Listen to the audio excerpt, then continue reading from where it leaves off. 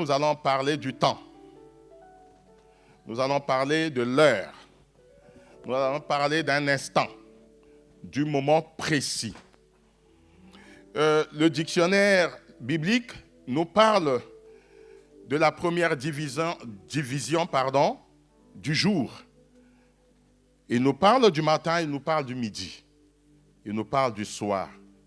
Il fut un matin et il fut un soir.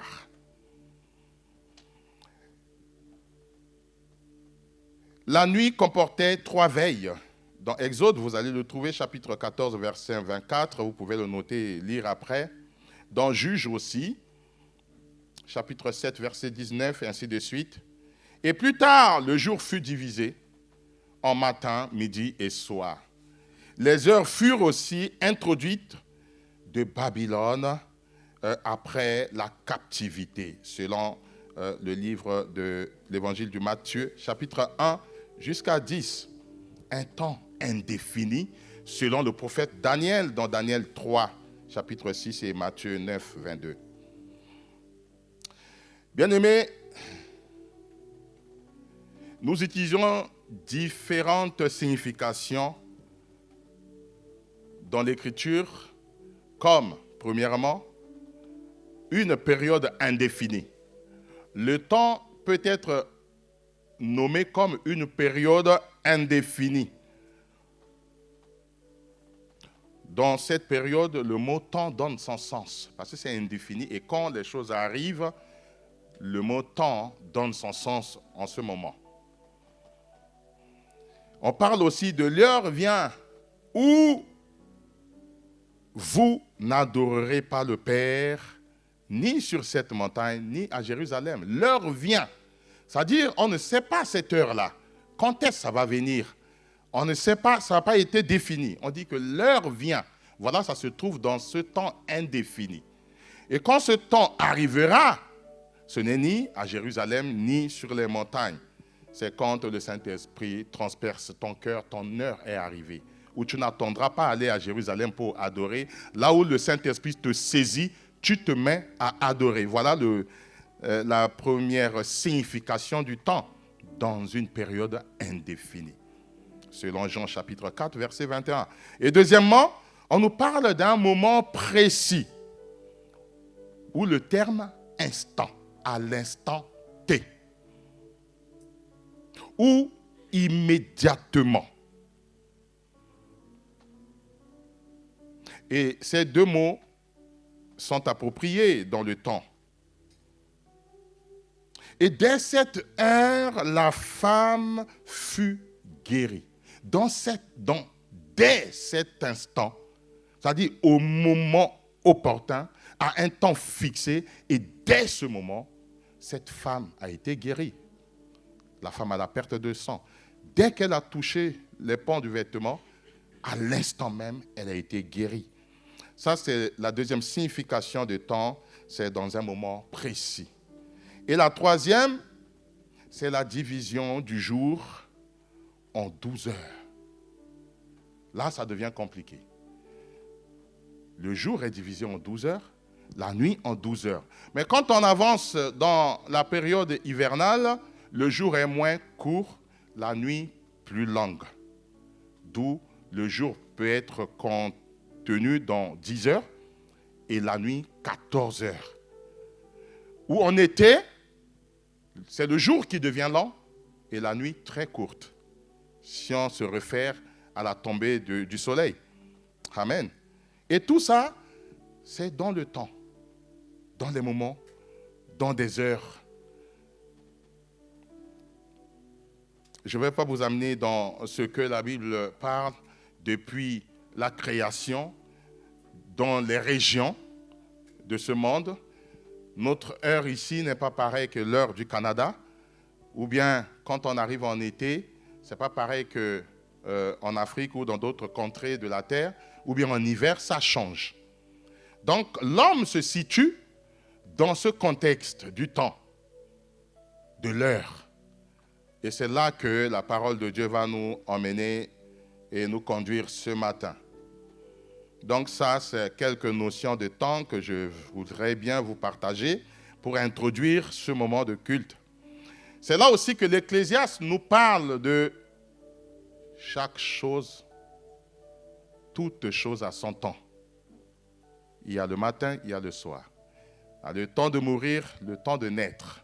Il y a le temps de se marier, je ne parlerai pas de divorce. Il y a le temps où il y aura la séparation, quand la mort arrive, amen.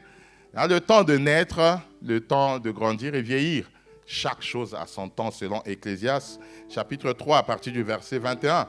Nous allons ce matin lire Jean, chapitre 2, verset 1 à 12, l'évangile de Jean, chapitre 2, verset 1 à 12. Et le deuxième texte se trouvera dans Jean, chapitre 7, verset 1 à 9.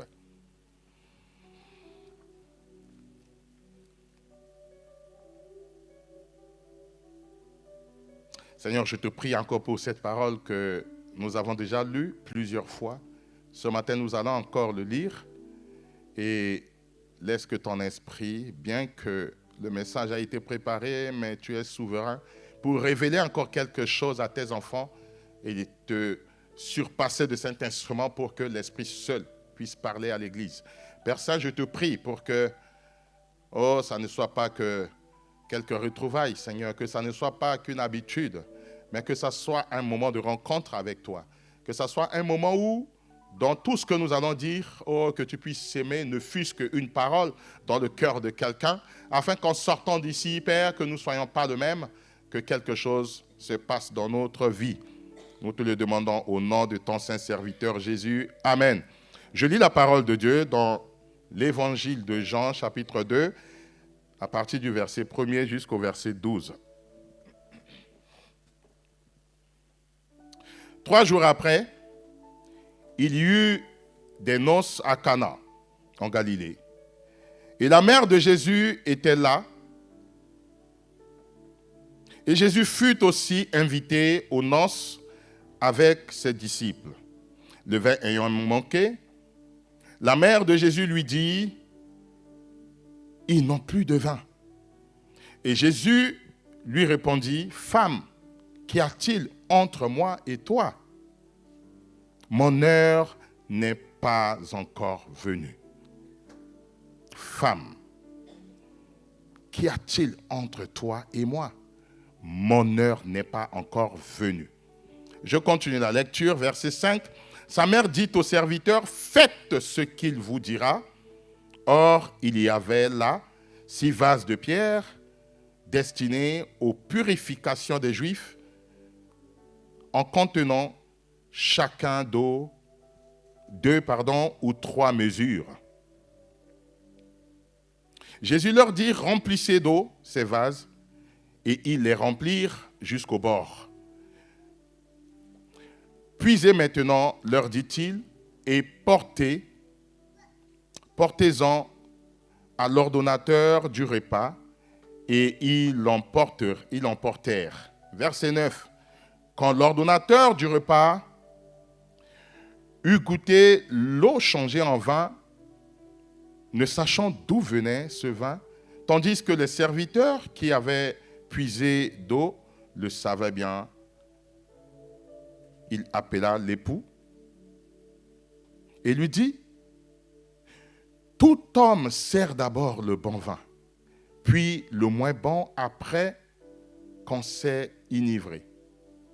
Toi, tu as gardé le bon vin jusqu'à présent. » Tel fut à Cana en Galilée le premier miracle que fit Jésus.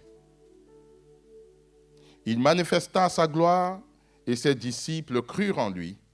Après cela, il descendit à Capernaüm avec sa mère, ses frères et ses disciples, et ils n'y demeurèrent que peu de jours. Amen. Je lis le deuxième texte qui se trouve dans Jean chapitre 7, versets 1 à 9.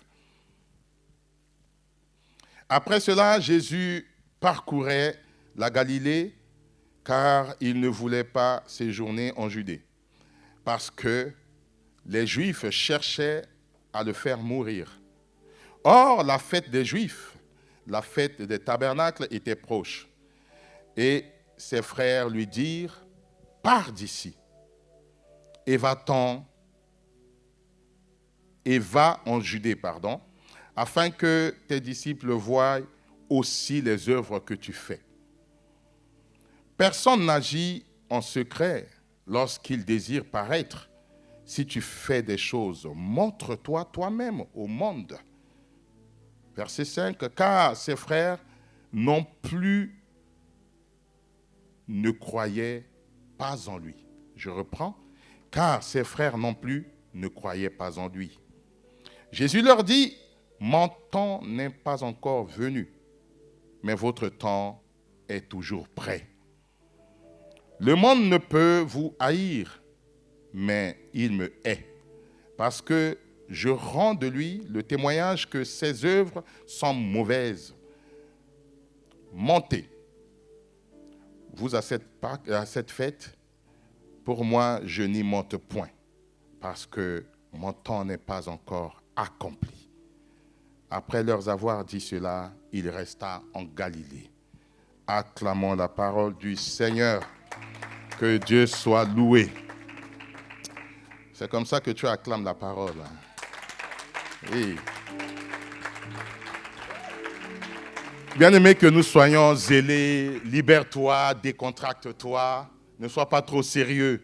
Oui, sérieux pour écouter la parole, mais pour acclamer, louer ton Dieu, tu peux te mettre debout parce que tu acclames le roi des rois. Ce n'est pas moi, Brice Kamayengue, que tu acclames la parole qui s'est faite chair. Amen.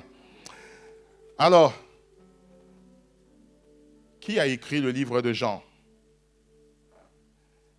Les Saintes Écritures nous rapportent, selon les introductions, dans les commentaires bibliques, dans les dictionnaires bibliques, que c'est l'apôtre Jean qui est le fils de Zébédée et de la maman Salomé, et lui qui est aussi frère de disciple Jacques.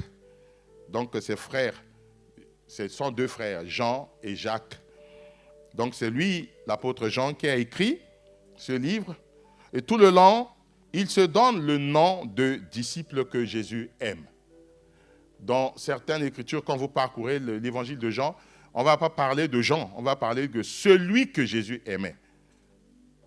Et c'est le même disciple qui se trouvait à la croix où Jésus disait à sa mère, « Femme, voilà ton fils. Fils, voilà ta mère, pardon. » Donc, c'est surnommé de cette manière « celui que Jésus aimait ».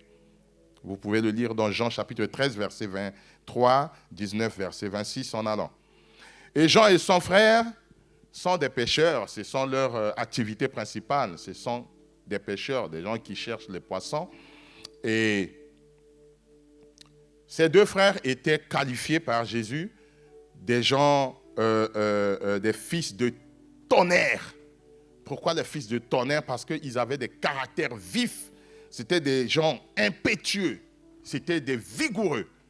Et vous voyez, c'est Jésus qui les qualifiait des fils de tonnerre. Amen.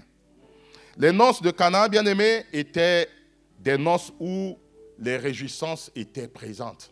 Les gens se réjouissaient en ce moment. Ou bien la festivité était à sa comble, si on peut le dire. Et Jésus aussi était invité dans cette festivité, dans cette ambiance, dans cette réjouissance. Il n'y a pas que Jésus, il y avait aussi les disciples, il y avait aussi sa mère Marie. En ce temps-là, les noces duraient pendant 7 jours. Vous voyez combien? Nous, on se marie 1 jour, 2 jours, après on pense à autre chose, on commence à penser même à la dette du mariage, on commence même à penser à la galère après le mariage, il n'y a pas même le temps de réjouissance. Mais eux, ils se réjouissaient en même lieu pendant 7 jours. Donc, évidemment, il était question qu'au moins le vin ne puisse pas manquer. Il était question aussi que le repas soit à l'ordre du jour. Peut-être on pouvait demander à l'équipe d'Agapé de nous préparer chaque groupe de sœurs pour le 1er jour, le 3e jour, le 4e jour, le 7e, jusqu'au 7e jour. Donc, je ne dirais pas on se gavait, mais on pouvait se réjouir dans ces fêtes pendant 7 jours. Ce qui va étonner un peu, c'est que, bizarrement, il n'y avait plus de vin. Mais avant que je rentre dans cette histoire de vin, Au début, la Bible nous parle, la parole de Dieu, la Sainte Écriture nous parle. Je m'efforce à ne pas dire la Bible nous dit, parce que on a été un peu recadré par le patriarche qui dit « Ah, on continue encore à dire la Bible ». Bien aimé, la Bible n'est qu'un livre qui contient un peu une partie de la parole de Dieu. Parce que tout n'a pas été écrit dedans. Amen. Donc c'est un livre qui contient la parole de Dieu. Mais il a été écrit, la Sainte Écriture, transcrite par les hommes, au verset 1er, 3 jours après. Après quoi? Après que Jésus était avec ses disciples, en train de parcourir une région pour faire des miracles, pour raconter l'œuvre que le Père l'a envoyée. Et juste 3 jours après cet événement, qui peut nous rappeler à la mort et à la résurrection de Jésus, 3 jours après le baptême de Jésus, 3 jours après la purification dans l'eau de baptême, avant que Jean, Jean, l'évangéliste, Jean le Baptiste, a dit, voici cet homme, c'est lui l'agneau de Dieu, celui-là qui est venu ôter le péché du monde. 3 jours après cet événement, et quand on repart en arrière, on pense à ce baptême qui est naturellement un engagement de bonne conscience, un engagement de toute conscience qui intègre à un homme majeur de décider de suivre le Seigneur. Et après avoir été purifié dans l'eau, voici maintenant une autre épreuve lui est présentée. Et cette épreuve va marquer par 3 jours après la mort, c'est la résurrection de Jésus. Préambule, on y reviendra.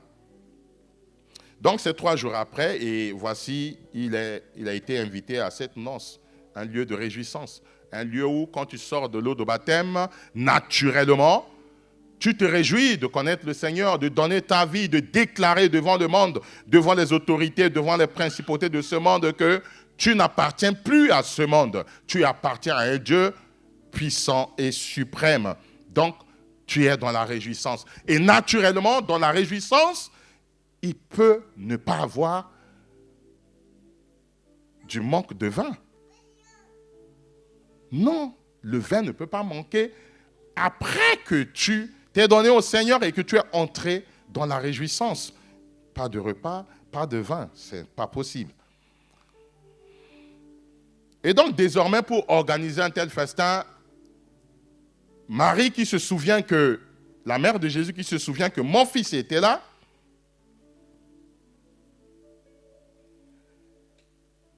et Marie va faire une demande directement auprès de Jésus. Parce que le livre de l'évangile de Luc, Matthieu, Marc, Luc, quand on parle de synoptique, n'aborde pas l'évangile de Jean ou le miracle de Jésus comme lui, Jean, il va l'aborder. Il va l'aborder dans un Jésus qu'il présente comme le véritable Messie, comme celui en qui nous devons croire, comme celui en qui nous devons mettre toute notre croyance, comme celui à qui notre vie, nous lui avons dédié. Jean 20, chapitre 31. C'est par le nom de Jésus que tu as été sauvé. Amen. Alors, tel est le fil conducteur qu'il nous faut garder. Je reprends. Jésus est le véritable Messie, Jean le présente comme ça. Et qu'en croyant, nous ayons la vie par son nom. C'est le fil conducteur de l'évangile selon Jean. Contrairement aux autres, Jean ne mentionne que 7 miracles dans l'évangile de Jean. Mais ce n'est pas le mot qu'il vient et qu'il veut employer ici. Il veut parler d'un signe. Le miracle à Cana, c'était un signe, spirituellement parlant. Comment on reconnaîtra que c'est un signe? Parce que quand la maman de Jésus lui a adressé cette parole, Jésus dit, mais intérieurement, il peut se dire, mais c'est quoi cette bêtise, grosse bêtise que dans une fête qui va durer 7 jours, on n'est pas encore arrivé au 7e jour et il n'y a plus de vin. Et c'est aussi ce qui va tarauder la tête ou la pensée de sa maman, qui va la pousser à faire la demande parce que connaissant son fils, une mère qui connaît son fils ou bien sa fille, sait de quoi cet enfant est capable. Et comme elle a engendré cet enfant, pas venant d'un homme, mais de l'Esprit Saint, elle savait pertinemment que, en me tournant vers mon fils, il peut avoir une solution. Amen. Grosse panique. Ils sont dans une crise. Et c'est dans une crise qu'un parent doit se référer de la qualité ou de la capacité qu'un de ses enfants a. Il n'y avait pas que Jésus, il y avait les disciples. Il n'y avait pas que Jésus, il y avait aussi les frères de Jésus, les frères de sang, c'est-à-dire nés de Marie. Mais Marie va naturellement, je dirais non naturellement, je dirais spirituellement se diriger vers celui qu'elle sait qu'il sera capable de faire quelque chose. Ils n'ont plus de vin. Et ce dernier lui répondit, « Femme, qu'y a-t-il entre toi et moi ?» Une expression quelquefois étrange que celle de Jésus qui emploie envers sa mère. Mais qu'y a-t-il entre toi et moi en appelant sa maman femme?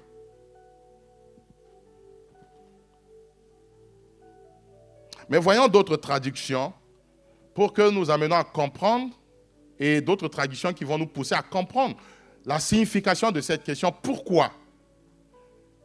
Jésus va dire, mais femme, qu'y a-t-il entre toi et moi? Dans le second 21, Jésus lui répondit, que me veux-tu, femme? Que me veux-tu? Dans le semeur, il est dit, est-ce toi ou moi que cette affaire concerne? Est-ce que c'est toi ou c'est moi que cette affaire de vin qui manque, ça concerne? C'est des traductions, c'est des interprétations qui vont dans le même sens. Écoute, en quoi cela nous concerne-t-il? Que me demandes-tu, femme? D'autres versions parlent de mère. Est-ce à toi de me dire ce que j'ai à faire? Ça, c'est la version français courant de 1997.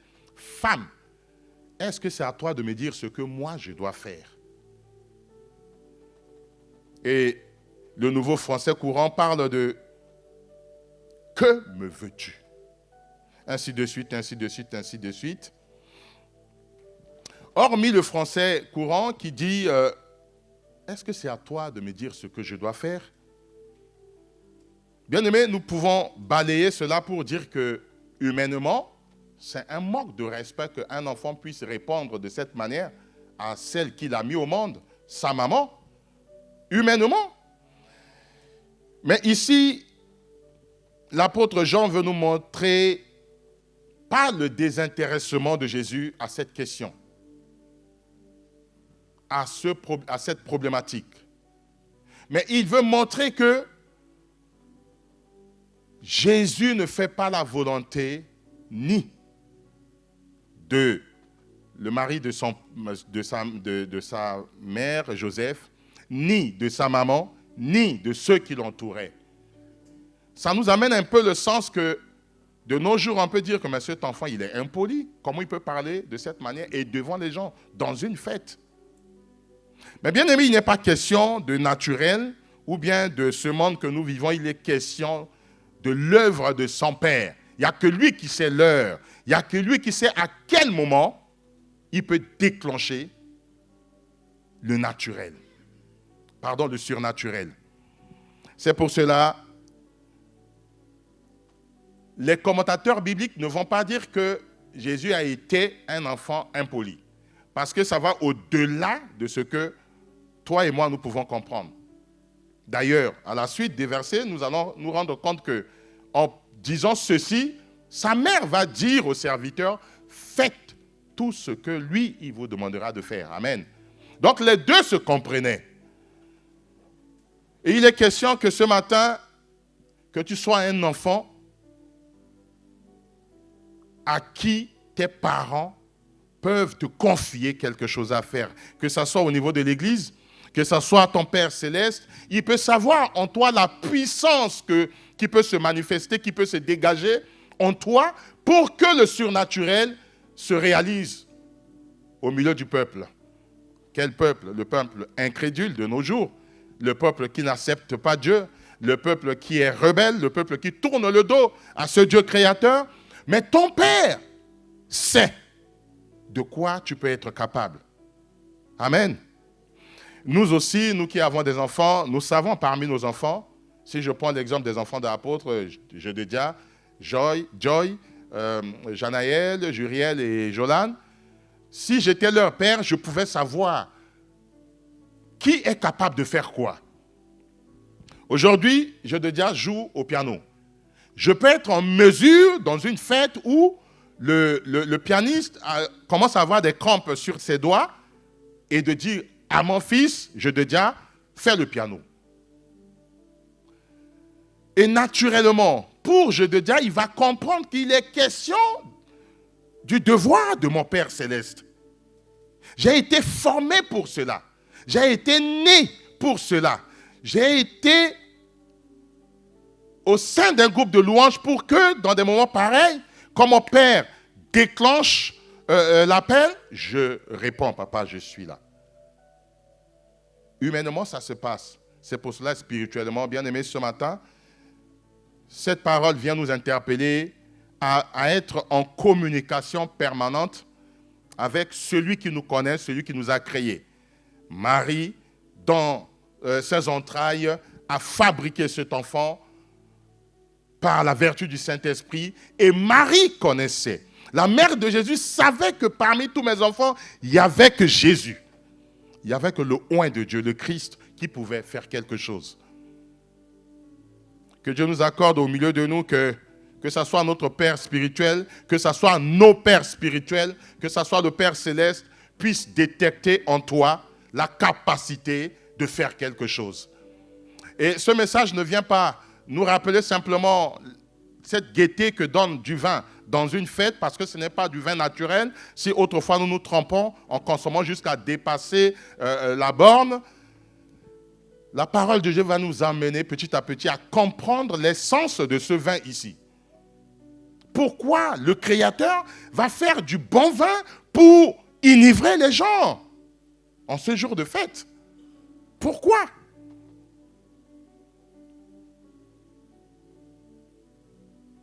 En réalité, on peut sentir à travers les textes grecs que n'importe quelle traduction donne la réponse de Jésus dans une connotation ou bien dans un sens où on ne comprend pas bien ce qu'il voulait dire.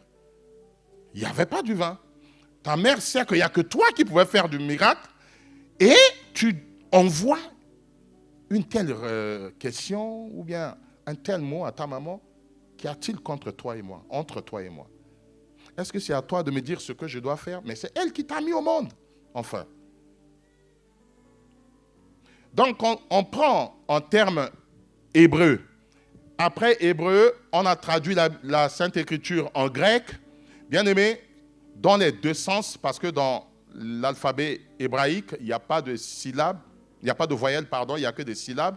Et la transcription, elle est courte. Mais quand on l'amène dans courte mais compréhensible. Mais quand on l'amène dans grec, où maintenant c'est traduit en romain et que nous, on en a en français et dans toutes les langues, bien aimé, le sens même de ce que Jésus disait, pas en français, en arménien, en hébreu, ça n'a pas changé. Qu'est-ce que tu as à voir avec l'œuvre de mon Père? Et je prie ce matin que tu sois quelqu'un dans ta famille pour dire à quelqu'un de supérieur que toi que qu'est-ce que tu as à voir dans l'œuvre de mon Père. Parce que tu as choisi Jésus, tu marches dans la sanctification, ce n'est pas la parole de ta mère, ce n'est pas la parole de tes parents, ni de quelqu'un d'influent dans ta vie qui doit impacter ta marche avec le Seigneur. Quoi de toi et moi? Qu'y a-t-il qui nous concerne tous les deux? Qu'est-ce qui nous concerne tous les deux? Maman, tu m'as mis au monde, il n'y a rien qui nous concerne. Une fois que tu te donnes au Seigneur naturellement, si ta mère, ton père ne prie pas, alors que Marie était une femme pieuse, une femme remplie de vertus, où Dieu pouvait envoyer son fils dans ses seins. Mais là, il est question du royaume. Et il n'y a pas maman là ici. Il n'y a pas papa dedans. Il y a maintenant moi et mon père. Et encore, si je le fais bien. Et dans ce contexte, à Canaan, Marie ne peut que dire, faites tout ce qu'il vous demandera de faire. Bien-aimés, quand nous descendons, nous voyons que cette femme voit ton fils à l'heure de réaliser quelque chose. Et il nous amène à constater que dans l'évangile de Jean, Jean se calque bien sur le livre de Genèse. On y voit plein les parallèles et des renvois aussi.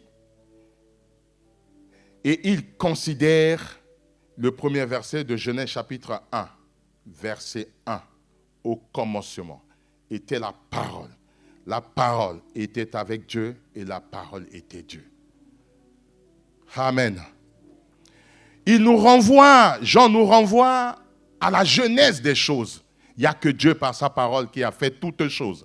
Il n'y a que Dieu par sa parole qui existait. Il n'y a que Dieu qui pouvait dire que la terre soit et la terre fut. Il n'y a que Dieu qui pouvait ordonner à ce que les choses qui n'existaient pas existent et les choses existent.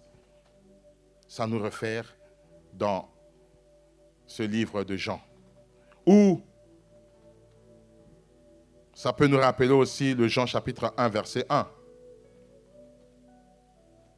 Bien aimé, toutes les dualités présentes dans ce prologue nous concernent, nous ramènent dans l'interprétation même de ces faits et gestes ici. Dans Jean chapitre 2, verset 14, verset 4, on voit là une réponse claire, directe, sans sentiment de cœur. Une réponse qui ne pointe pas du doigt l'irresponsabilité ou bien le manque d'éducation.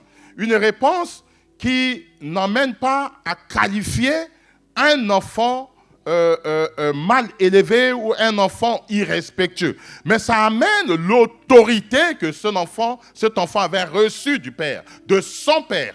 C'est pour cela qu'il pouvait dissocier que toi, tu as été utilisé pour que je puisse naître, mais ce n'est pas à toi de me dire ce que je dois faire. Amen. Toutefois, nous sommes amenés parfois à être induits en erreur par nos parents qui, dans la tradition, nous poussent à faire des choses qui ne glorifient pas le Saint des Saints. Ce message vient t'interpeller encore à dire que si tu as été choisi, si tu as pris l'engagement de la bonne conscience de passer par les eaux de baptême, ou bien ceux qui entreront dans les eaux de baptême, il est question dans la marche avec le Seigneur, dans ta marche avec le Seigneur, s'il y a quelque chose qui ne va pas, humblement, respectueusement, tu vas auprès de tes parents, auprès de tes aînés, auprès de tes frères, auprès de tes collègues pour leur dire: il n'en est pas question. Il est question ici de l'affaire de mon père. Il est question ici de défendre la cause de mon père. Il est question ici de témoigner le royaume. Amen. Femme. Et quand on repart dans Genèse, est-ce que Jésus ne voulait pas ramener femme qui est sa mère à la femme qui a poussé Adam à pécher? Parce que quand Jésus va jusqu'à dire « mon heure n'est pas encore arrivée », est-ce que Jésus ne voulait pas dire aussi « tu me pousses à aller d'erreur en erreur comme cela a été dans le jardin ». On peut aussi l'entendre comme ça. Pourquoi il n'a pas dit mère, comme dans d'autres traditions, il a dit femme. Il va ramener ce contexte au premier Adam, dans le jardin, où c'est la femme qui était à l'origine, du moins. Mais on ne va pas tout mettre sur nos sœurs, sur les femmes, parce que Adam aussi avait failli à ses responsabilités. Mais ici, Jésus, le deuxième Adam, ne va pas faillir, parce qu'il va mettre le doigt sur le problème. Il va dire, mais qu'y a-t-il entre toi et moi? On sous-entend que tu as réussi à faire tomber le premier Adam, mais tu ne vas pas réussir à me faire tomber. Moi, le second Adam, mon heure n'est pas encore arrivée pour que tu me demandes de passer de l'acte de purification. Parce que dans ces vases, bien-aimés, dans ces 6 vases, il y avait de l'eau pure, la purification du peuple hébreu. Un acte ancien, un acte qui se trouvait dans l'Ancien Testament, dans l'Ancienne Alliance. Mais Jésus est venu pour tisser une autre alliance avec le Père, entre nous et le Père. Donc, il n'est pas question de faillir ici. Il va mettre le doigt net là-dessus. Et femme a compris que il a raison. Faites tout ce qu'il vous demandera de faire. Rappel à l'ordre. Amen. Est-ce que vous comprenez un peu? Amen. Que Dieu soit loué.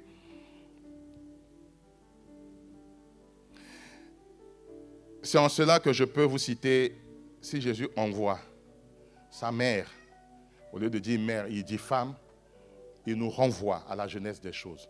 Il nous renvoie, il nous amène à préparer, il y a un nouveau signe qui va se manifester. Non seulement la première femme m'a demandé de le faire parce qu'elle était dans la pensée de Dieu, c'est pour cela qu'elle m'a conçu, elle m'a mis au monde, mais elle n'était pas totalement dans la pensée de Dieu parce que moi, je sais l'heure où je vais démarrer tout ce que le Père a mis en moi. Donc, ce n'est pas à toi de t'ingérer de mon affaire et mon Père. Voilà pourquoi Jésus, connaissant la pensée de sa mère, il a dit non, tu n'as pas à interférer, à t'ingérer dans notre affaire. Laisse-moi faire.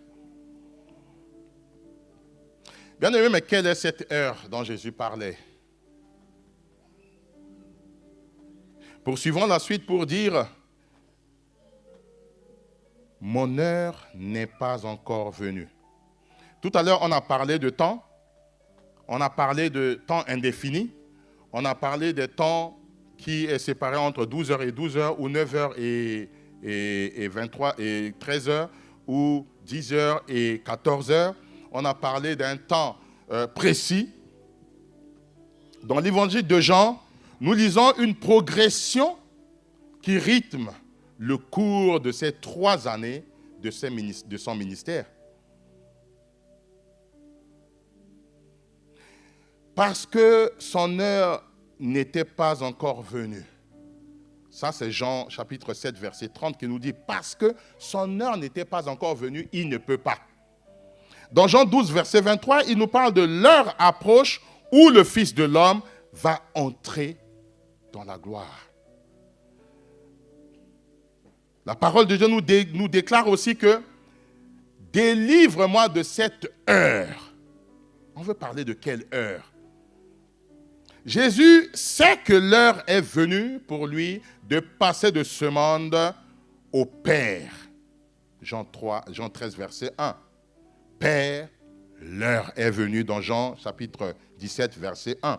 Dès lors, nous comprenons que cette heure, c'est la croix. Mère, femme, mon heure d'aller à la croix, de verser mon sang, n'est pas encore arrivée. N'est-ce pas quand nous prenons la scène?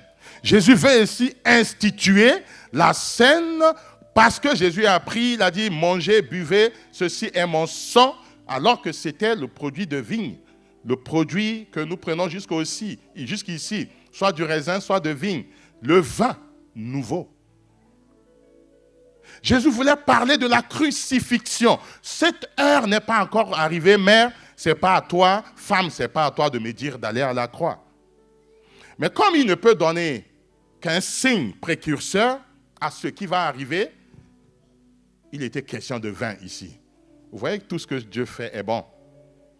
Là, ici, dans la fête, humainement, nous tous qui avons lu ce texte sans la compréhension spirituelle ou bien la révélation, on pense à un vin normal avec des produits chimiques où nous prenons et puis après, voilà, nous perdons quelquefois la raison. Mais Jésus veut instituer ici que c'est moi qui amène le bon vin. C'est moi qui amène la gaieté. C'est moi qui peux transformer l'eau en vin. C'est moi qui peux livrer mon sang, verser mon sang à la croix pour que le peuple qui était assis dans le manque de vin, dans la joie qui manquait, dans l'incertitude, puisse avoir du vin nouveau, de la gaieté, de joie. On se retrouve un peu? Je reprends. Dès lors, nous comprenons que cette heure, c'est la croix. Ce moment tant redouté, dont il sait qu'il devra se mêler, ou bien on devait le conduire jusqu'à la croix, n'était pas encore arrivé. Ce n'est pas à qui que ce soit de lui demander. Et quand nous lisons Jean chapitre 7, nous voyons même que les frères de Jésus lui demandaient d'aller à la fête des tabernacles. C'était une fête juive où même les Juifs de la diaspora, même les païens s'y retrouvaient pour adorer. Mais Jésus a dit non. Il n'est pas temps. Mon temps n'est pas encore arrivé d'aller dans cette fête. Parce qu'il savait qu'on l'attendait pour le crucifier. Mais l'heure n'était pas encore arrivée. Et ces deux versets nous ramènent à la crucifixion. Ces deux versets nous ramènent au sang de l'agneau qui devait être versé pour la purification de toi, de moi, de nous tous. Et quand cette heure n'est pas arrivée, bien-aimé, personne ne peut le pousser à y aller. Et quand il a su que ce temps était arrivé, Jésus, homme, était pris de frayeur et demande même s'il n'était pas question d'éloigner cette coupe. Donc c'était un signe précurseur de ce qui devait arriver à la croix. Pour Jean, la croix, c'est un trône d'où le Fils de l'homme domine sur le monde et sur ses ennemis. Ses ennemis étaient pas sa mère, mais ses frères, qui savaient bien qu'on le cherchait pour le prendre, mais ils lui ont demandé de s'y rendre à cette fête. Mais dominer sur la force de la nature en prenant l'eau de purification, Jésus va transformer ce eau en vin pour dire désormais, ce n'est pas dans ces vases que vous allez vous laver pour vous purifier avant d'entrer dans ces festins, mais ça serait dans le sang de l'agneau que vous allez vous plonger, vous allez vous laver et après, vous serez dans la réjouissance éternelle. Amen. Voilà comment ces deux textes peuvent nous amener à comprendre le sens, on peut dire, de reprimande ou bien de la reprise vivement de Jésus à sa mère ou bien à ses frères. Que vous, votre temps est arrivé, vous pouvez y aller. Mais moi, mon temps n'est pas encore arrivé. Mon temps, ce n'est pas votre temps. Et aujourd'hui, en recevant ce message, je voulais bien partager à quelqu'un que l'expérience de la vie chrétienne te pousse petit à petit à comprendre que quand le temps n'est pas encore arrivé, il n'est pas question de te précipiter sur quoi que ce soit. Quand le temps de Dieu n'est pas encore arrivé, quel que soit le ministère qu'on va t'appeler à le faire, quand tu ne le ressens pas, quand tu n'as pas la validation, quand tu n'as pas la certitude du Saint-Esprit, c'est à toi de dire non, mon temps n'est pas encore arrivé. Et tu peux te mettre dans la prière pour demander la lumière de Dieu sur cet appel. Amen. Et quand ton temps n'est pas encore arrivé et que dans un groupe, on te demande de faire des miracles ou bien de prouver que tu es le Fils de Dieu quand tu ne le ressens pas en toi parce que c'est une question piège, parce qu'on nous amène le plus souvent à être dans la moquerie, dans la petitesse, dans des blagues, tu peux aussi, par la voix du Saint-Esprit, dire non, votre temps, ce n'est pas mon temps. Pour vous, votre temps est arrivé, mais pour moi, mon temps n'est pas encore arrivé. Quand le temps arrivera, mon temps arrivera, mon Père me mettra à cœur d'imposer les mains et les malades seront guéris. Amen. Mais pour cela, tu dois t'examiner. Tu dois voir dans ta vie chrétienne, est-ce que tu es prêt aujourd'hui? Si tu sors là, on t'appelle à imposer la main sur un membre de la famille. C'est là que l'examen de conscience et de la vie spirituelle commence à être posé, à se faire. Depuis que tu as connu le Seigneur, tu marches avec le Seigneur. Est-ce que réellement ton temps est arrivé? Où tu peux dans une réunion familiale, te positionner en tant qu'enfant de Dieu pour dire non, vous faites ceci, mais moi je ne le fais pas. Parce qu'il est écrit qu'on ne devait pas se soumettre de cette manière. Je rends gloire à Dieu pour la vie de celle qui m'a mis au monde. Quand un de mes frères, je suis de la fratrie de 17 enfants, et je suis le deuxième, qui est naturellement maintenant le premier, parce que le premier est reparti dans la patrie auprès de Dieu.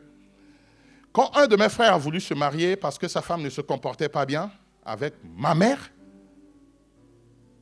ma maman qui fut diaconesse, mes tantes, c'est-à-dire les petits frères, les petites sœurs de ma mère, qui furent toutes des diaconesses, se sont dressées. Non, pas ce mariage, pas elle. Et à cette époque, quand je faisais import-export, donc j'envoyais des conteneurs et des marchandises en Centrafrique, en passant par Douala, et j'étais arrivé au moment opportun. Le petit frère était malheureux. J'ai appelé ma mère le matin, ma grande sœur, une de mes petites sœurs, une de mes tantes aussi qui était là. J'ai dit, maman, mais comment tu peux t'opposer à ce que Dieu a déjà uni? Non, Dieu a uni quoi? J'ai dit, mais le fait que mon frère a eu 3 enfants, le mariage a été déjà consommé, mais pas dans la légalité. Parce que la parole de Dieu déclare que l'homme quittera son père et sa mère, s'attachera. S'attachera, c'est l'union. C'est quand l'homme entre dans l'intimité de la femme, le mariage est déjà consommé ici. Il faut que ça soit dans la légalité. Mais comme ça n'a pas été dans la légalité, c'est-à-dire les parents n'étaient pas allés voir le père de cette fille pour demander la main de sa fille, mon frère a fait les choses en cachette. Il y a 3 enfants, maman. Le mariage est déjà consommé, mais pas dans l'ordre. Tu ne peux pas dire non.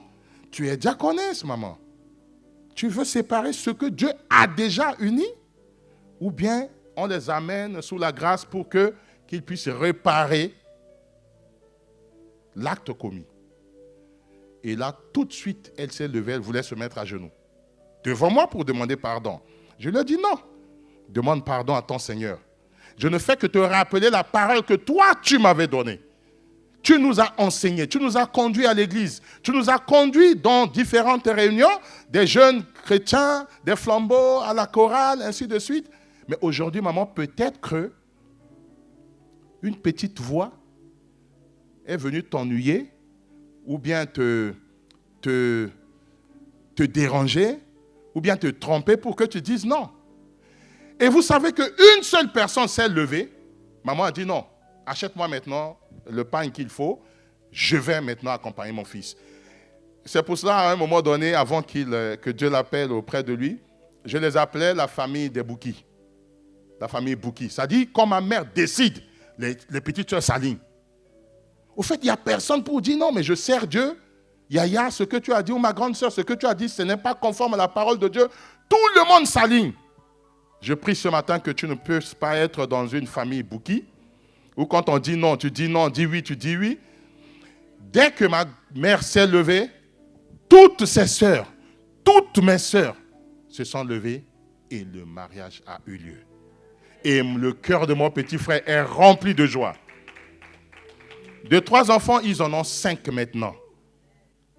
Vous voyez comment aussi le prince de ce monde peut venir vous embourber, aveugler votre connaissance de la parole de Dieu. Et vous êtes dans... Elle ne m'aimait pas. Elle m'a fait si... Qu'est-ce que tu as à voir? Elle t'aime pas. C'est son problème avec son Dieu. Un beau-fils qui vous aime, qui ne vous aime pas, oui, ça va faire mal au cœur. Mais c'est son problème avec son Dieu. C'est pour cela que nous devons bien choisir aussi. Nous devons aussi choisir dans la prière pour que nos épouses ne puissent pas détester nos parents, pour que nos époux ne puissent pas détester les parents. On doit les honorer. Et cette force que Dieu m'avait donnée, régulièrement, ça se produit. Je ne vais pas citer beaucoup d'exemples. Au moins un seul, ça suffit. Jusqu'aujourd'hui, bien aimé, que ce soit côté paternel, côté maternel, que ce soit mes aînés, que ce soit mes collègues, j'ai cette force de leur dire ça, ce n'est pas conforme à la parole de Dieu. Mais ce matin, je prie pour toi, pour que cette vérité qui est révélée ici, par notre Maître, à sa mère, où il va distinguer, c'est la femme qui parle, ce n'est pas ma mère qui parle. C'est la même femme qui a parlé dans le jardin d'Éden qui est en train de parler. Ce n'est pas ma mère. Ma mère qui a reçu la grâce du Seigneur pour me mettre au monde ne peut pas dire une telle parole. Et de les ramener à la raison. Que ce soit ton épouse. Elle peut devenir, au lieu d'être épouse, elle va devenir femme pour t'induire en erreur. Tu lui dis non. Je veux bien t'écouter. Mais si tu m'amènes à blasphémer, non, je ne veux pas. Je veux bien t'écouter, ma chérie. Mais si tu m'amènes à régner la foi, je ne veux pas.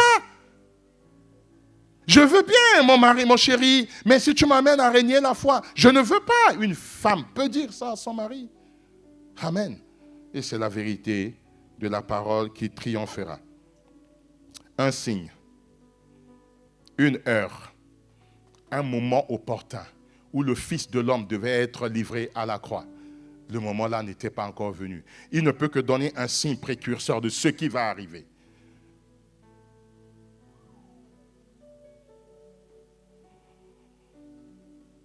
Je vais lire Hébreux chapitre 2, verset 3, et petit à petit pour finir.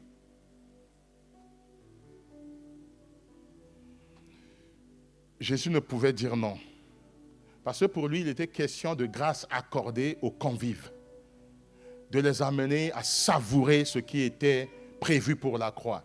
C'est pour cela, Paul écrit dans Hébreux chapitre 2, verset 3, « Comment échapperons-nous en négligeant un si grand salut, qui, annoncé d'abord par le Seigneur, nous a été confirmé par ceux qui l'ont entendu. » Comment? Comment Jésus lui-même pouvait faire échapper un si grand salut que lui, il avait, une grâce que lui, il avait, le bon vin qui amène la gaieté dans le couple, dans la famille, dans un festin, qui est la purification, qui est ta vie transformée. Comment Jésus pouvait refuser cela?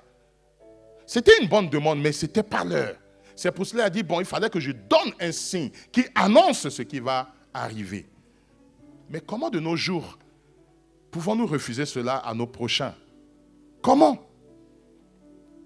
Vous tous qui avez soif, venez!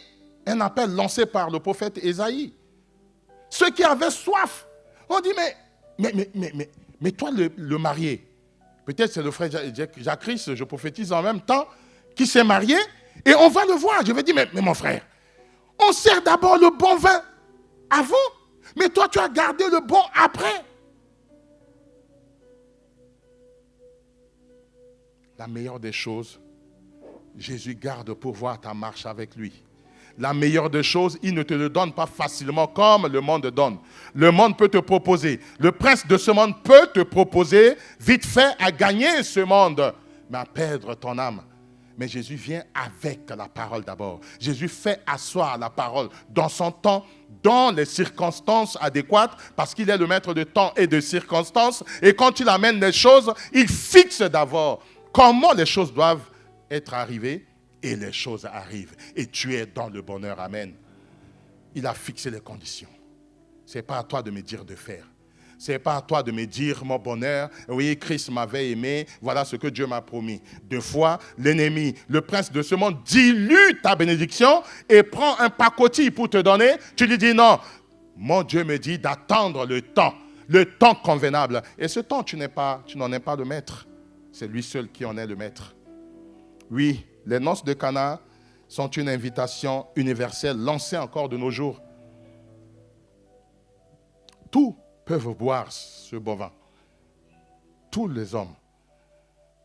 Ce n'est pas du vin chimique que tu dises, les médecins me l'ont refusé. Non. Bien aimé, je parle du gaieté. Je parle du sang de l'agneau. Je parle de la joie que je réserve pour toi.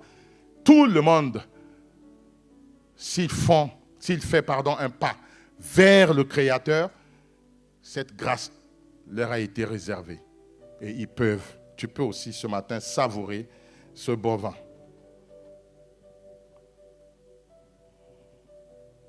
Nous ne devrons pas parler de notre souffrance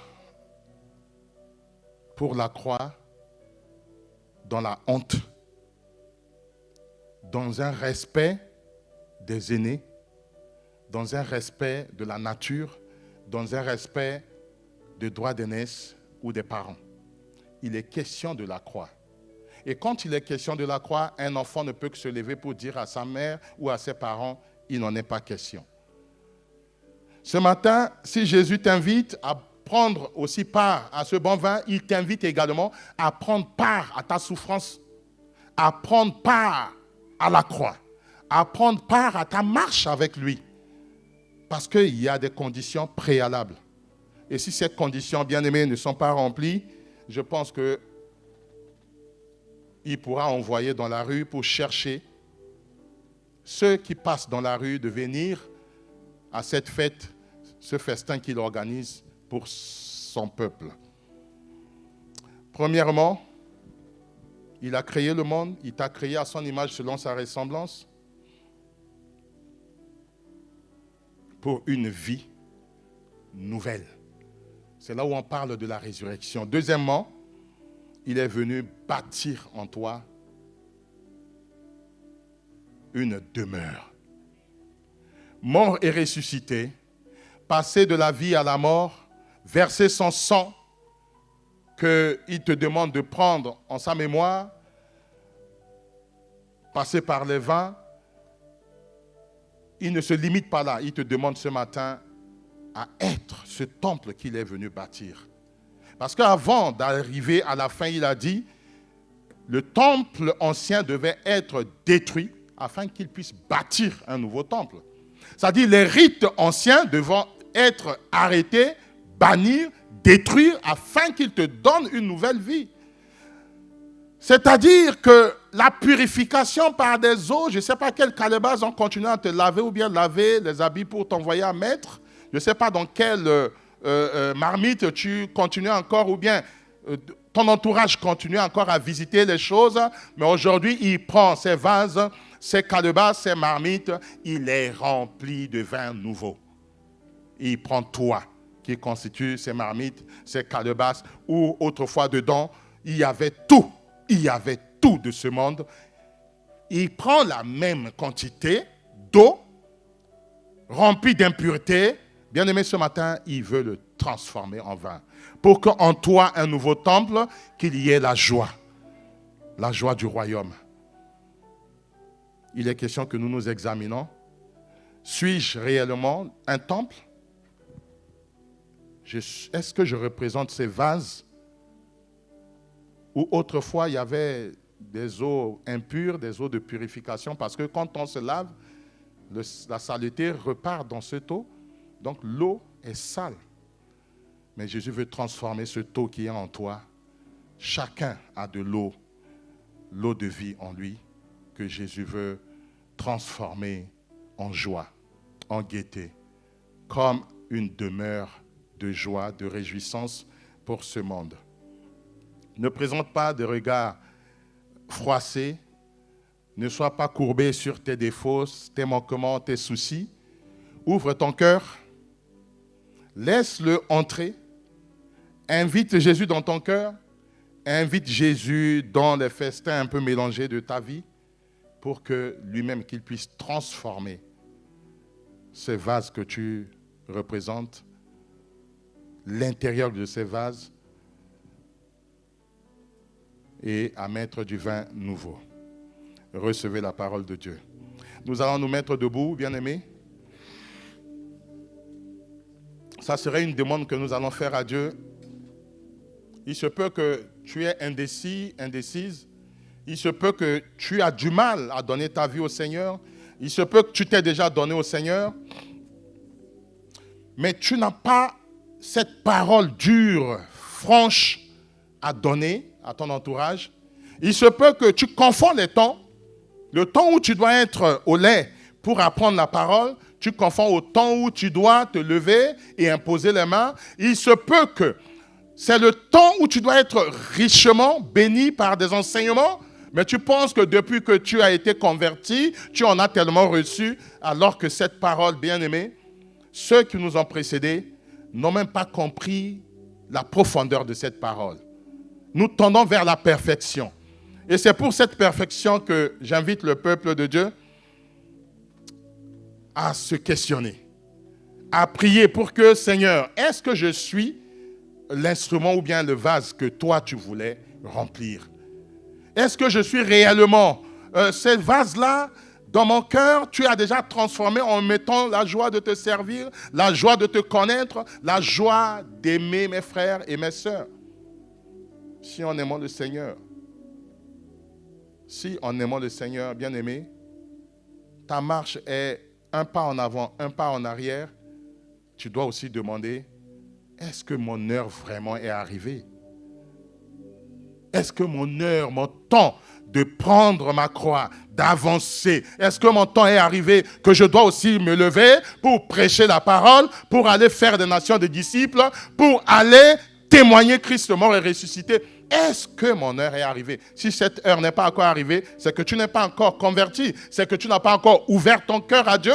Parce que si Christ vit en toi, il t'emmène à faire ce que le Père a fait. C'est-à-dire, il t'emmènera à imposer des mains, à prononcer une parole et la guérison s'effectue.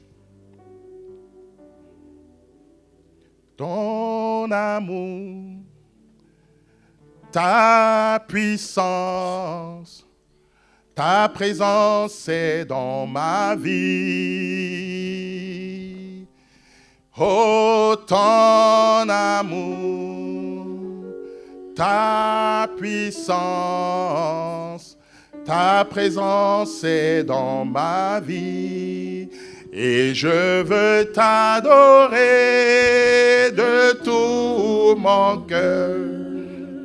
Et je veux t'adorer de toute mon âme. Et je veux t'adorer de toute ma vie. Car tu es mon Dieu.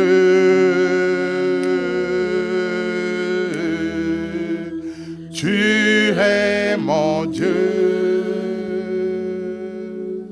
Commence à élever ta voix selon les convictions, selon ce que le Saint-Esprit t'a révélé au travers de ces passages que nous venons de lire, au travers de ce message qui vient de sortir. Est-ce que tu te considères comme des vases, comme une vase vide et que tu as besoin que le Saint-Esprit te remplisse? Est-ce que tu es en train de marcher avec le Seigneur? Élève ta voix selon la pensée de ton cœur, selon ce que toi, tu as reçu de ce message. Prie, demande à Dieu d'intervenir dans ta vie. Demande à Dieu de te donner la capacité. Père, nous te prions en ce midi, en te demandant, Père, à la lumière de cette parole, de nous révéler ce qui est bien à faire, comment nous devons prendre position, Seigneur, quand notre temps n'est pas encore arrivé, quand ton temps dans notre vie n'est pas encore arrivé, Seigneur, nous devons chercher premièrement ton royaume et ta justice. Ta parole déclare et toute autre chose nous sera donnée au-dessus, par-dessus tout. C'est pour cela que je te prie pour ma soeur, mon frère, ce matin, à la lumière de cette parole, Père, que nous puissions nous examiner, que nous puissions encore tendre l'oreille. Si un des frères nous demande d'aller, Seigneur, en Galilée, alors nous disons non, nous resterons en Judée parce que nous sommes attendus pour être mis à mort, parce que nous sommes attendus pour être crucifiés, et que, Seigneur, nous puissions être attentifs à ta voix. Seigneur, quand ton temps n'est pas encore arrivé dans notre vie, que quelques miracles qui nous seront demandés, que quelques vocations qui nous seront présentées, que nous serons en mesure de parler de ta part, de dire non, nous ne pouvons pas parce que notre heure n'est pas encore arrivée, parce que ton temps, Seigneur, n'est pas encore arrivé dans notre vie. C'est toi le maître, Seigneur. Comme Jésus a dit, mon heure n'est pas encore arrivée, parce qu'il sait que son Père est le maître de temps et de circonstances, et au moment voulu et au temps convenable, il sera crucifié. Et Seigneur, cette crucifixion nous donnera la vie. Oui, ce moment arrivera où ton enfant sera, Seigneur, mis à l'épreuve, Seigneur, mais si ce moment n'est pas encore arrivé, peu importe ce que le monde peut lui présenter, Seigneur, donne-nous à tenir ferme comme Jésus qui a tenu ferme, mais Seigneur, en donnant, Seigneur, les signes précurseurs. Nous te demandons au nom de Jésus. Amen.